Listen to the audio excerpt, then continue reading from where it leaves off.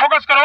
এবং বিষ্ণুপুর লোকসভার মানুষের জন্য তৃণমূল কংগ্রেসকে এবং তৃণমূল কংগ্রেসের প্রার্থী হিসাবে সুজাতা মণ্ডলকে জিতিয়ে মানুষের সেবাদাসী হিসাবে কাজ করার সুযোগ। তৃণমূল আমার বাড়ির ইলেকট্রিসিটি কেটে দিয়েছিল, জানলা দরজা ভাঙচুর করে ঘর ভাঙচুর করেছিল, পুলিশ রেড করতে পাঠিয়েছিল। আমি আবার বলছি, আমি দুর্বল নই, আমি শক্তিশালী লোক।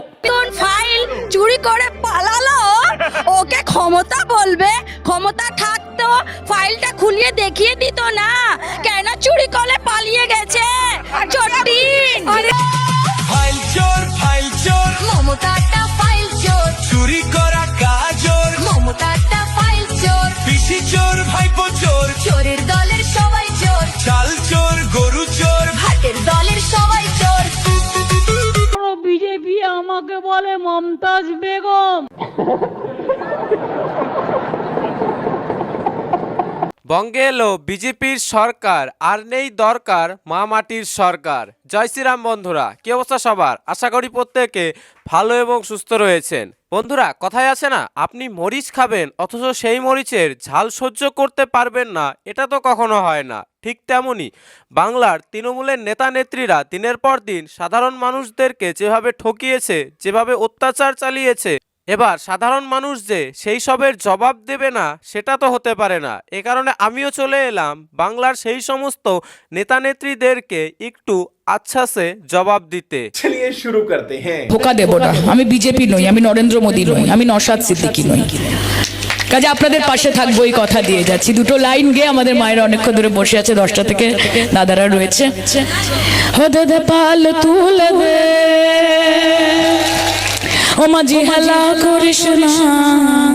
সায়নী ঘোষ বলছে, দে দে মাঝি পাল তুলে দে। দিদি, মাঝি পাল তুলে দিয়েছে, পাল তুলে আপনাদেরকে একদম বাংলা ছাড়া করে দিয়েছে। ঠান্ডা ঠান্ডা কুল কুল মায়ের বোবে তৃণমূল খেলতে নেমে করলো ভুল, কোথায় যাবে তৃণমূল। আর এই সময় দাঁড়িয়ে আমার বেচারা কুণাল বাবুর কথা খুব মনে পড়ছে। কাজ করেছে, চোর হোক জাত ভালো।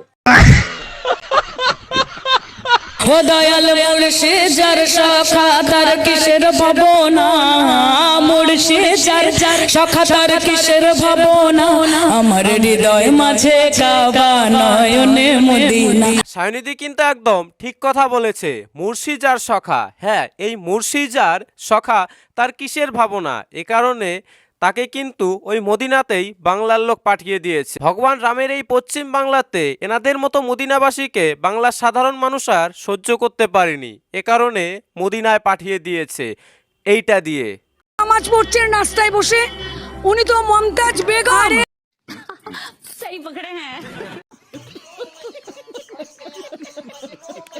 7 তারিখ 12টার পরে কোন জল্লাদের কত ক্ষমতা আর কার দিল্লির বাবা কাকে বাঁচাতে আসে, আমি 4 তারিখ বাংলায় থাকবেন, বেলা 12টার পর দেখা হবে। লোক পাগল ছাগল লোক, কথা বলতে পারে না, কথা আটকে যায়, ম্যায় ম্যায় ম্যায় ম্যায় করে, গায় গায় গায় গায় করে। বহুদিন হয়ে গেল, 7 তারিখ পেরিয়ে গিয়েছে, বঙ্গে বিজেপির সরকার এসেছে, কিন্তু এই ভাইপোকে তো কোথাও দেখতে পারা যাচ্ছে না। শোনা যাচ্ছে ভাইপো নাকি ভয়ের চোটে ঘর থেকেই বেরোচ্ছে না, উকি দিয়ে দেখছে।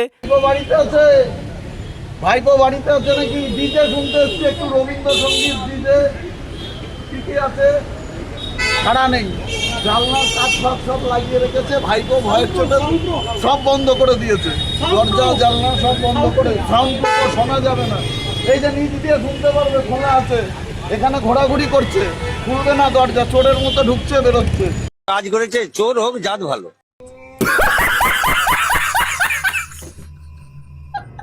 যে ভাইপো কিনা একটা সময় কথায় কথায় বাপ তুলে কথা বলতো, তারই আজকে টিকির নাগাল পাওয়া যাচ্ছে না। बंद करो, हाथ जोड़ के मैं मोदी साहब से गुजारिश करता हूँ।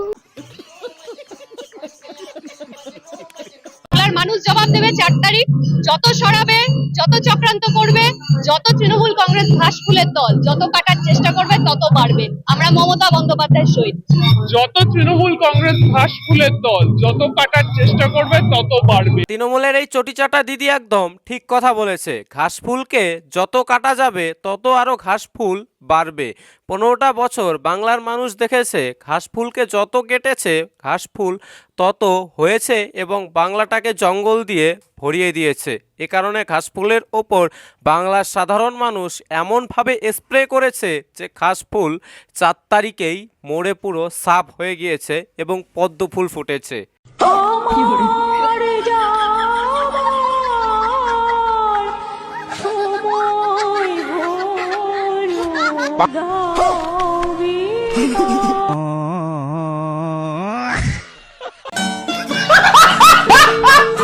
এত এত মা বোন রয়েছেন, আমি সবাইকে বলবো একটু জোর গলায় আজকের এই সভার মূল যে উদ্দেশ্য সেটা হলো নিজেদের অধিকার প্রতিষ্ঠা করা আর বিজেপিকে কবর দেওয়া, বিজেপিকে কবর দেওয়া। এই সুজাতা মণ্ডল যিনি কিনা তৃণমূলের একজন অ্যাক্টিভ নেত্রী, তিনি বলেছিলেন বিজেপিকে কবর দেবেন, কিন্তু বাংলার সাধারণ মানুষ জোড়াফুলকে এমনভাবে লাথি মেরেছে যে জোড়াফুল আপনা আপ কবরে ঢুকে গিয়েছে। আর কবরে ঢোকার পর এই সুজাতা মণ্ডল দেখুন কিভাবে পাল্টি খেয়ে গিয়েছে। সহ্য করে এত অত্যাচার সহ্য করে তৃণমূল আমার বাড়ির ইলেকট্রিসিটি কেটে দিয়েছিল, জানলা দরজা ভাঙচুর করে ঘর ভাঙচুর করেছিল, পুলিশ রেড করতে পাঠিয়েছিল, আমার সামান্য চাকরির বেতন স্টপ করে চাকরি বন্ধ করে দিয়েছিল, আমার বাবা মা অসুস্থ গায়ে ছিল তাদের উপর অত্যাচার করেছিল। সেই দিন থেকে তাদের দাঁত চিপে লড়াই করেছিলাম, যখন 5টা লোক বেরোতো না পা দিয়ে রক্ত বেরোতো, আজকে তার সফল হলাম। রং বদলানোর স্পিডের থেকে বেশি স্পিড দেখি এই সুজাতা মণ্ডলের। না, গিরগিটি যেভাবে রং বদলায় তার থেকেও তাড়াতাড়ি রং বদলাতে পারে মনে হয় এই সুজাতা মণ্ডল। এনারা যে কখনকার সেটা একমাত্র তো ভগবানই জানে।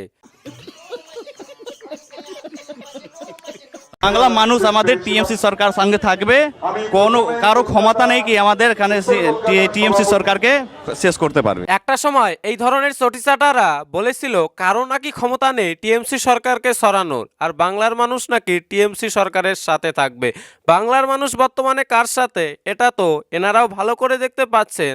তবে বর্তমান সময়ে দাঁড়িয়ে এটুক বলতে পারি যে বাংলার মানুষ আর টিএমসি সরকারের সাথে নেই, থাকলে হয়তো দু একটা কুকুরই রয়েছে।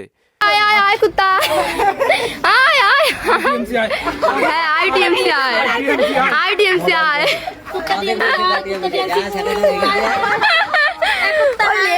ভাই ওরা ভালো লাগছে না টিএমসি রাখতে। দেখো বোঝো অবস্থা।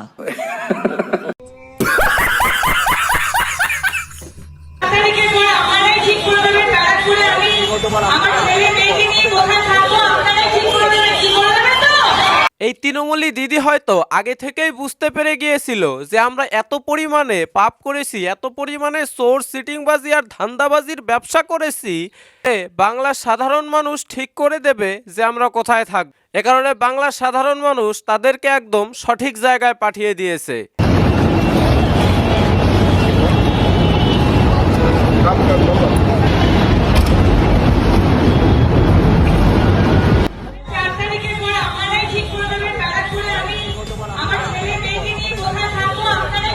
বন্ধুরা, চীনের একজন কি বলেছিলেন জানেন? চুং চাং চুং চুং চাং মুং। তার মানে যেটা তোমার দ্বারা করা সম্ভব নয় তুমি সেটা করতে যেও না। এনাদের দ্বারা যে রাজনীতিটা সম্ভব নয় সেটা বাংলার সাধারণ মানুষ ঠিকই বুঝিয়ে দিয়েছে।